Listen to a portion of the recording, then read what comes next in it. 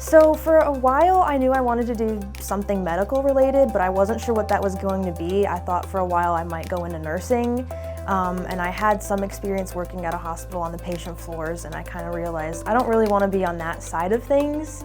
And I always liked microbiology and chemistry in high school, and so after learning about this program, I was like, oh, this seems like right up my alley. A lot of it is problem solving and using your hands, and I feel like this program has prepared me so much going into my field. When I first started out and looking at all of the classes I was going to have to take in this program, I'm thinking to myself, there is no way I'm going to be able to learn all of this. But having a small cohort size and also the instructors in this program, like they're really there to help you, and so I feel like having that connection with them has prepared me immensely for the field.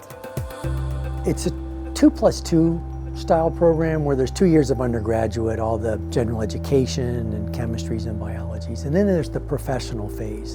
And that's where they start to learn all of the program specifics, clinical chemistry, hematology, microbiology, and blood banking. The last semester students on campus, right before they go to internship, we have a course called Simulated Lab for Medical Laboratory Science. They basically run a medical laboratory as a group, from ordering the samples that they're going to work on for the day, getting those samples ready for all their testing that they're doing on those. And so that takes place in the fall semester. We try to get the students to transition from thinking like a student to thinking like a professional.